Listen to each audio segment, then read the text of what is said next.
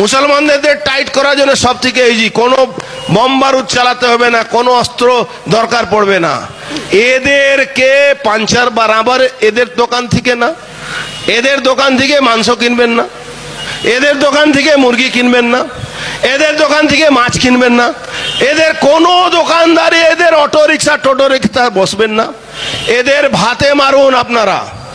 এদের যেদিন ভাতে মারতে শুরু করবেন, এই 67% 70% লোকেরা, আচ্ছা বিরিয়ানি খান না, কে আপনাকে বারণ করছে? বাড়িতে রান্না করে খান বিরিয়ানি, অসুবিধা কি আছে?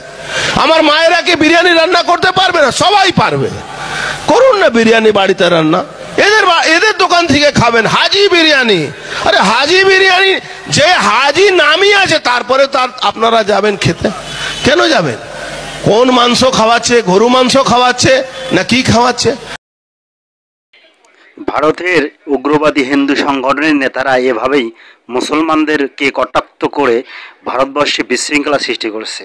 তারা যদি ভারতবর্ষে এ ধরনের বিশৃঙ্খলা সৃষ্টি করতে পারে, তাহলে বাংলাদেশে মানুষ চুপ করে থাকবে না।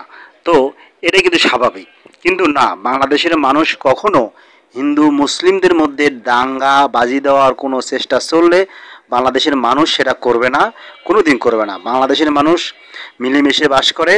ভারতীয় কোনো দালালের কথায়, ভারতীয় কোনো উগ্রবাদী হিন্দু সংগঠনের কথায় বাংলাদেশে এগুলা সমস্যা হবে না।